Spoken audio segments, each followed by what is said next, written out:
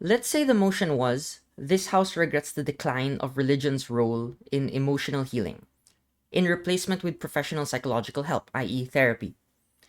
If you were government side, having to defend religion as a means of emotional healing in order to respond to the very objective and scientific arguments of ops defense of professional therapy, you may be tempted to just go in the opposite direction in saying that even if it is not as objective, emotional healing is something deeper.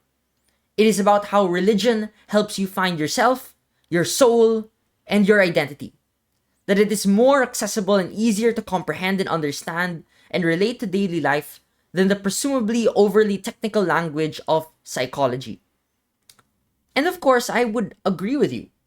This strategy is important and effective because you want to recharacterize what emotional healing is. And you want to recharacterize it as being something deeper and more universal than the types of problems that are diagnosed and identified by professionals. So that's the first step. You want to break down what emotional healing is, but you need a direction in which you can bring it to life. Because obviously, we can't just keep on spamming the argument of, oh, you need to find yourself, your soul, and your identity. This is because ultimately, the passionate and heartstringy words that you may use on identity, meaning, and soul, and all of these things can only have logical grounding if you illustrate it effectively in an argument. So that's the last step.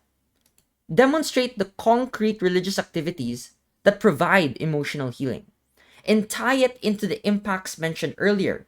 You don't start with the impacts, you start with the concrete activities. So I would say this: therapy can only go so far in one's life. It is confined to an appointment schedule.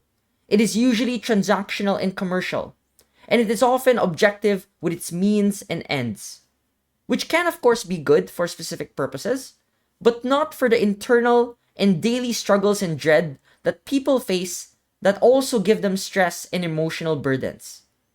It is only religion, through praying in a church, surrounded by community and family members that also support and affirm you, by talking to your religious elder, priest, imam, that knows you and your background and your family, and relates and sees you for who you are, and by turning to religious texts to read timeless parables of compassion, obligation, of love and divine love, can one attain a deeper sense of reflection that can never be matched nor approximated by science.